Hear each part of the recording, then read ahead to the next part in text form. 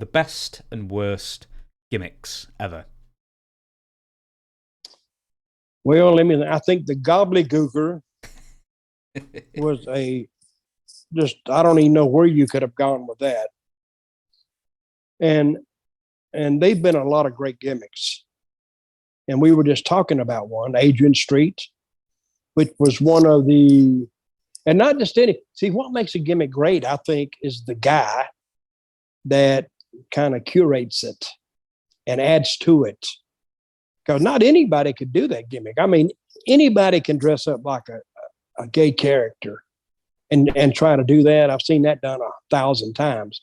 But nobody did it like Adrian did it. He was a master at his gimmick and did it the best that I've ever seen it done. So, which makes me highly respect the talent behind it.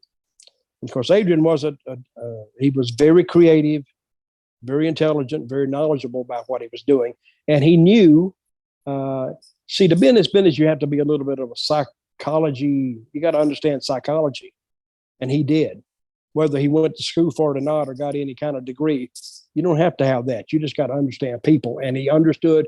And I said this a little earlier. I don't know if people heard it or not, but you have to know your audience. And he knew his audience, and he knew how they would react to that. Who do you think who was given a character or a directive which on paper shouldn't have worked at all and made it great? Well, I'll tell you a guy, he could work like a son of a gun, but he hated the gimmick at first till he warmed up to it and accepted it. And I think he got mad. He said, I'm going to make this gimmick work. Because he hated the gimmick because he wanted to be considered a wrestler first and foremost. And he wanted people to accept him for his wrestling ability. And that was Goldust. Goldust literally hated that gimmick. And then he says, and I think he got a little pissed off about it, but then says, I think if I do this right, I think it can get over. And he did it right. I mean, Goldust, can you imagine Goldust and Adrian Street together? I mean, they were out of the eras. But what a great matchup that could be between them. Because Dustin Rhodes can work, and he took that gimmick and he made it work more. Because he got over 10 times better as Goldust than he got over as Dustin Rhodes. You agree? Yeah, definitely. The unfortunate thing is it did cost the WWF some sponsors in the interim as well. Well, see, that may have explained why Adrian never went there.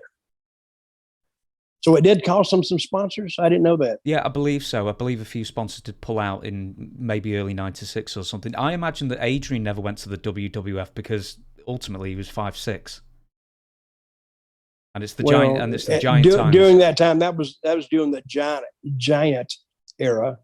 Now he's bigger than most of the guys they're using. Yeah, he's bigger than Adam Cole right now. They put him. He was like the giant slayer of NXT, and there's some gimmicks I just don't quite understand. But I do think you need a reasonable amount of size and physical stature.